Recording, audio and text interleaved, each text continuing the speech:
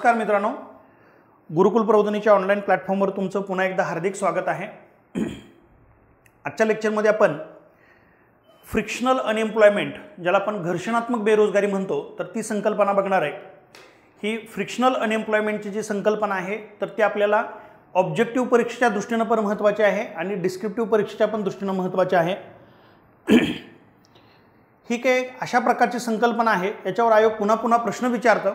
मात्र ही किचकट संकल्पना आहे, सहजासहजी कळत नाही आणि मग जोपर्यंत ही संकल्पना क्लिअर होत नाही तोपर्यंत आयोगाने विचारलेल्या प्रश्नांच्या उत्तरापर्यंत आपल्याला पोहोचता येत नाही।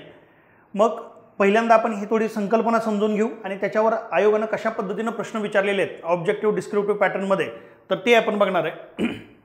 बघा, घर्षणात्मक बेरोजगारी जो नावाचा जो प्रकार आहे तर त्यासाठी त्याचं एक्सप्लेनेशन करण्यासाठी मी हे एक चित्र घेतलंय।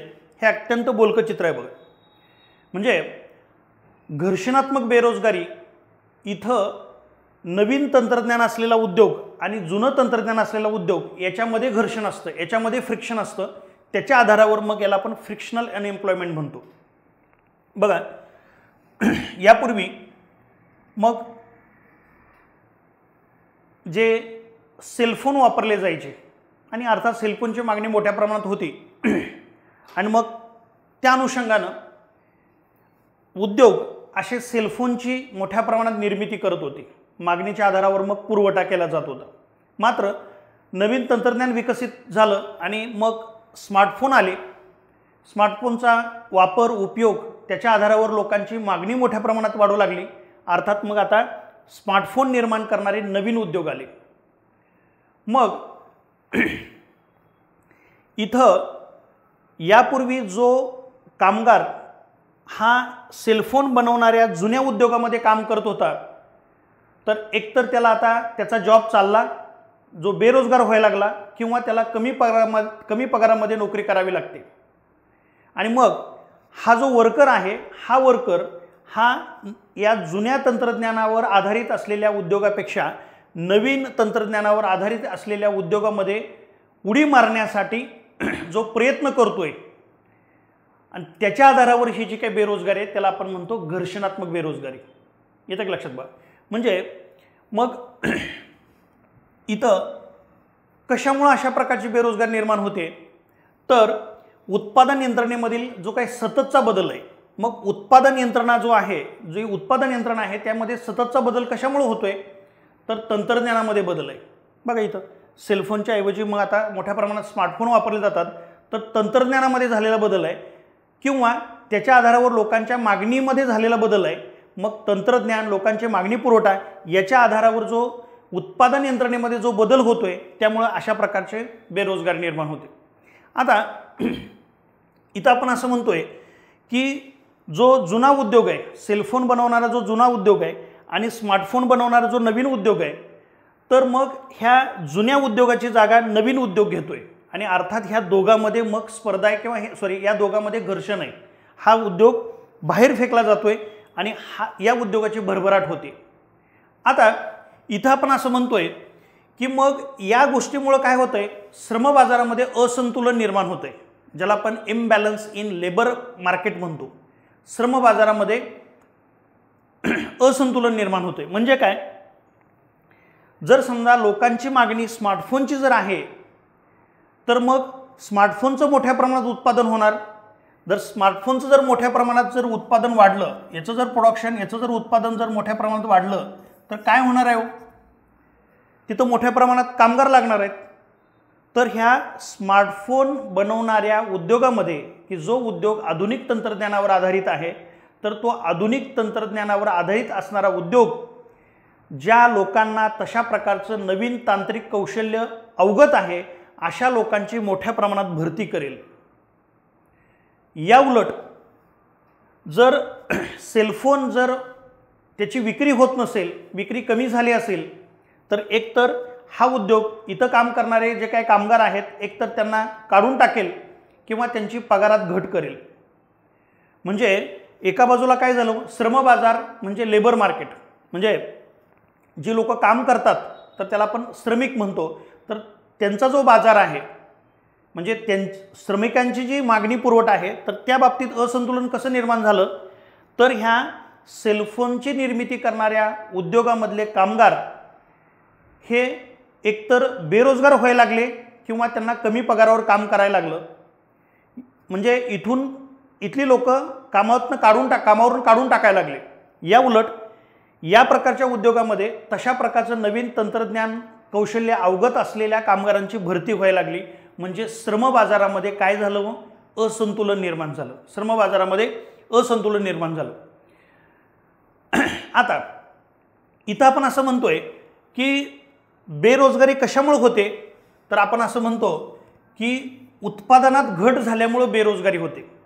जसं आपण कोरोनाच्या काळात बघितलं, सगळे उद्योग ठप्प आहेत, वस्तू सेवांचे उत्पादन होत नाही, तर लोकांना काम मिळत नाही आणि लोकांना काम मिळत नाही तर बेरोजगारी. म्हणजे बेरोजगारीचं एक अत्यंत महत्त्वाचं कारण आहे, सगळ्यात जवळचं महत्त्वाचं कारण आहे उत्पादनाचा अभाव.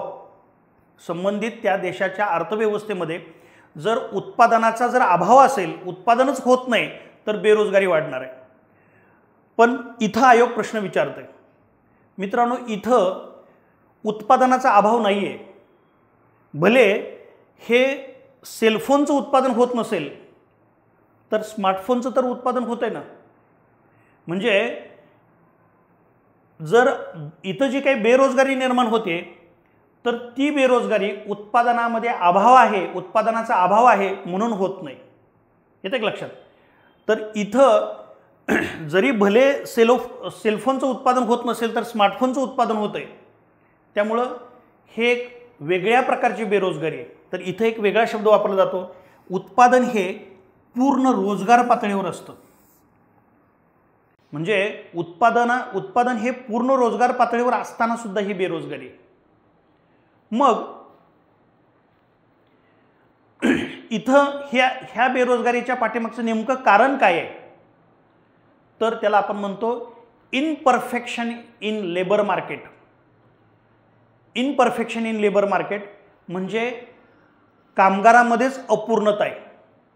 जर समजा हे जे काही कामगार आहेत यांच्याकडे जर नवीन तंत्रज्ञान अवगत असतं तर यांना पण काम मिळालं असतं, पण त्यांना नवीन तंत्रज्ञान कौशल्य अवगत नाही म्हणून ते बेरोजगार आहेत. तर त्याला म्हटलं जातं हे कशामुळे आहे, तर कामगार बाजारातील अपूर्णतेचा परिणाम आहे. याच्यावर पण आयोगाने प्रश्न विचारला. ही बेरोजगारी कशामुळे आहे, कामगार बाजारातील अपूर्णतेचा परिणाम आहे. पण ही बेरोजगारी उत्पादन पातळीच्या अभावामुळे निर्माण होते का, नाही. हे 2 पॉईंट अत्यंत महत्त्वाचे आहेत. उत्पादन हे पूर्ण रोजगार पातळीवर आहे, मात्र मग कशामुळे बेरोजगारी आहे, तर कामगार बाजारातील हा अपूर्णतेचा परिणाम आहे, इनपरफेक्शन इन लेबर मार्केट. मग याच्यामध्ये असं आहे, ही जी बेरोजगारी आहे ही बेरोजगारी ही तात्पुरत्या स्वरूपात असते. तर ही तात्पुरत्या स्वरूपातली बेरोजगारी का आहे, कारण जे कामगार या सेलफोन निर्माण करणाऱ्या उद्योगामध्ये कार्यरत होते तर त्यांच्याकडे कुठलंच कौशल्य नव्हतं असं काही नाही. म्हणजे त्यांच्याकडे पण कौशल्य आहे, पण मग ते कामगार काय करू शकतील, जर इथं जर काम मिळत नाही किंवा इथं जर कमी पगारावर काम करावं लागतंय तर मग हे कामगार तात्पुरत्या काळासाठी मग बेरोजगार राहतील. का, कारण मग त्यांच्याकडे जे कौशल्य आहे तर त्या कौशल्यामध्ये ते अपग्रेडेशन करतील, त्यांचं कौशल्य ते अपडेट करतील आणि ह्या नवीन तंत्रज्ञानावर आधारित असलेल्या उद्योगामध्ये भरती होण्यासाठी प्रयत्न करतील. मग त्यासाठी ते कुठंतरी शिक्षण घेतील, प्रशिक्षण घेतील, ट्रेनिंग घेतील, कुठंतरी क्लास लावतील आणि मग मधल्या काळामध्ये ते तात्पुरत्या काळासाठी ते बेरोजगार असतील. म्हणजे त्यांच्याकडे जे सेलफोन तयार करताना जे काही कौशल्य होतं त्यामध्ये अपग्रेडेशन करण्यासाठी मधल्या काळामध्ये कुठंतरी ते प्रशिक्षण घेतील आणि मग प्रशिक्षण घेत असताना ते तात्पुरत्या स्वरूपात बेरोजगार असतात. आणि अर्थात ही तात्पुरत्या काळात असलेली बेरोजगारी ही ऐच्छिक बेरोजगारी. जाणीवपूर्वक ब्रेक घेऊन ते कुठंतरी प्रशिक्षण घेतात, नवीन तंत्रज्ञान अवगत करतात आणि मग या नवीन तंत्रज्ञानावर आधारित असलेल्या उद्योगामध्ये मग ते काय करतात, रिक्रूट होण्यासाठी प्रयत्न करतात. म्हणजे ही बेरोजगारी ही तात्पुरती आहे आणि कशी आहे, ऐच्छिक बेरोजगारी. तर पुढे आयोग याच्यावर पण प्रश्न विचारेल, तात्पुरती ऐच्छिक बेरोजगारी.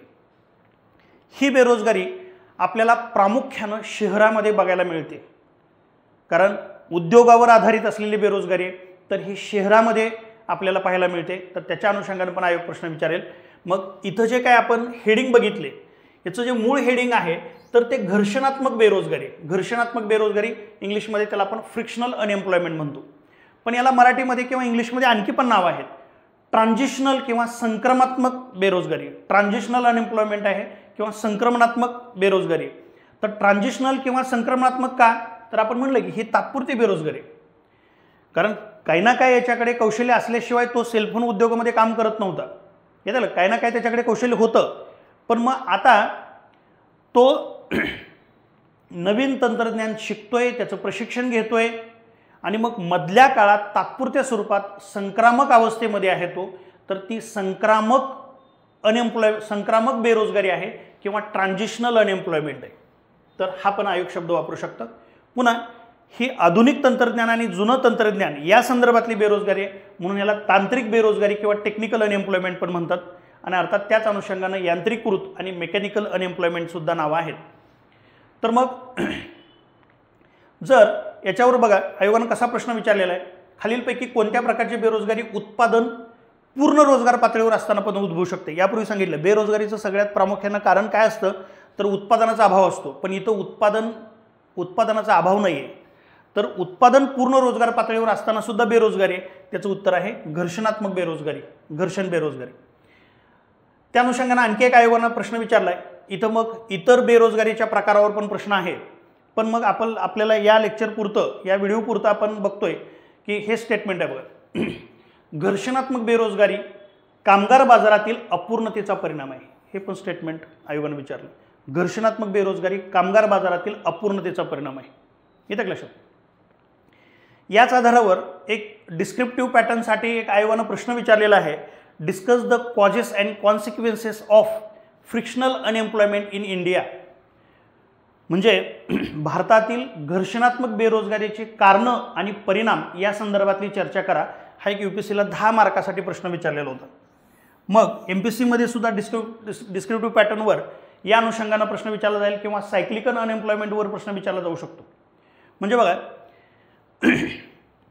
ह्या ज्या काही संकल्पना आहेत, ह्या संकल्पना म्हणजे फ्रिक्शनल अनएम्प्लॉयमेंटसारखी जी संकल्पना आहे, तर ही संकल्पना परीक्षेदृष्टीनं अत्यंत महत्त्वाची आहे, मात्र कळायला अवघड आहे. बऱ्याच लोकांना ह्या संकल्पना कळत नाहीत. तर अशा प्रकारची संकल्पना जर तुम्हाला कळायला लागल्या तर इतरांच्या पुढं तुम्हाला जाण्यासाठी संधी आहे. कारण खुली बेरोजगारी, हंगामी बेरोजगारी सगळ्या जगालाच कळते. त्यामुळे आपल्याला इतरांच्या तुलनेत इतरांना ज्या काही गोष्टी कळत नाहीत किंवा इतर जे लोक स्किप करतात, पाठ करतात आणि त्याच्या आधारावर तर आयोगानं विचारलेला प्रश्न सुटत नाही, कारण हे सगळं लॉजिकल किंवा कन्सेप्च्युअल बेस्ड प्रश्न असतात त्याच्यावर. त्यामुळं असे प्रश्न जर तुम्हाला सोडवता आले तर इतरांच्या तुलनेत तुम्हाला पुढं जाण्याची संधी आहे. तर मग याही पुढं मी या यूट्यूब लेक्चर सिरीजच्या माध्यमातून जे प्रश्न आयोगाच्या दृष्टीनं अत्यंत महत्त्वाचे आहेत, मग ते ऑब्जेक्टिव्ह पॅटर्नच्या दृष्टीनं आणि डिस्क्रिप्टिव्ह पॅटर्नच्या दृष्टीनं महत्त्वाचे असलेले प्रश्न, पण जे किचकट स्वरूपाचे आहेत, खूप अवघड संकल्पना आहेत, तर अशा संकल्पना इथून पुढे मी घेत राहतोय. तर मग या संदर्भातले प्रश्न आणि त्या संकल्पना ह्या तुम्हाला पुन्हा आणखी नवीन लेक्चरमध्ये घेत राहू. त्यासाठी आपलं हे यूट्यूब चॅनल आहे ते सबस्क्राईब करा. या लेक्चरपर्यंत आपण इथंच थांबतोय. पुन्हा पुढच्या लेक्चरमध्ये पुन्हा भेटू. तोपर्यंत धन्यवाद.